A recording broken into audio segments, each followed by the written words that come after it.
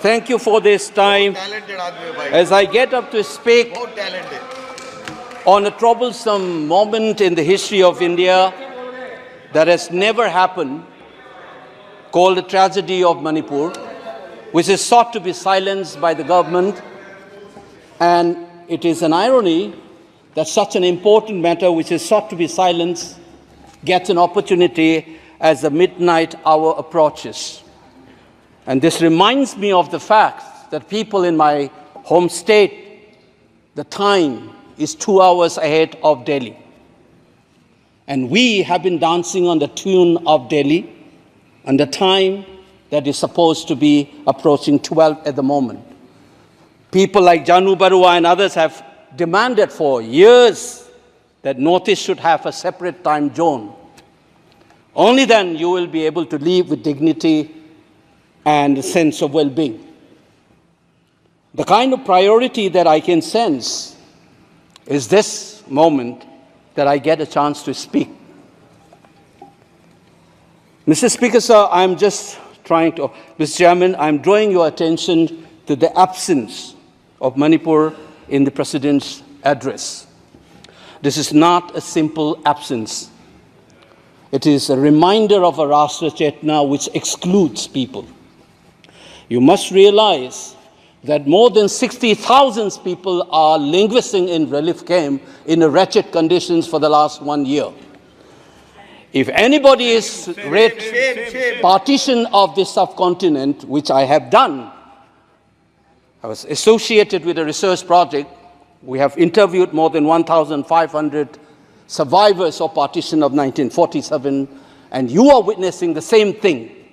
People are living in wretched conditions that I cannot even mention here. 60,000 people homeless is not a joke. 200 plus people died.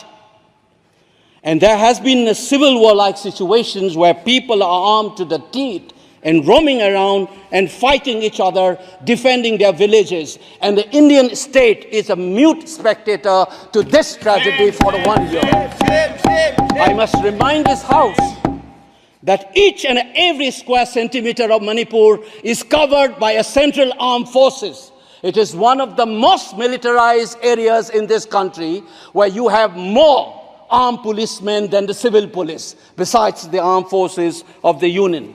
Despite this, how is that 60,000 people were rendered homeless and villages in thousands were destroyed? And yet, our Prime Minister remained mute, not even a word. And the presidential address did not even mention that. Shame, shame, shame, shame. And I said that this silence is not normal. It is a reminder of the fact which many scholars have said, that there is a continuity between colonial and the post-colonial period. Today we are observing a day where we begin a new criminal laws, seemingly discarding the colonial heritage. But as Ashish Nandi says, colonialism is a state of mind. It is a psychological phenomenon. It is an outlook, the way you look at the people, the way you look at the world. And the fact that this continuity is shown by neglecting the tragedy of a state, which is the 19th state of the Union. It is amazing to see that I get an opportunity as the midnight hour approaches to register this anguish and this hurt of the denial that this country has meted out to its own citizens in the state of Manipur. I must ask these questions to the House. Is this silence communicating to the people of the Northeast, and Manipur in particular, that you don't matter in the Indian state scheme of things? Major Laisam Jotin, who was awarded Ashok Chakra while grappling with suicide bomber, was a Manipuri, who was awarded Ashok Chakra. You are dishonoring his own state. Major Ngangom Joy Datta, who was awarded Veer Chakra while fighting for this country and doing his duty as a part of the peacekeeping force in Sri Lanka in 1987. You are dishonoring this man. You are dishonoring the likes of the youths who hold the tricolor in international platforms. The likes of Mary Kom, Sarita Kunjarani, and Mirabai Chanu. You are saying that you don't matter in this country. Your state doesn't matter in this country.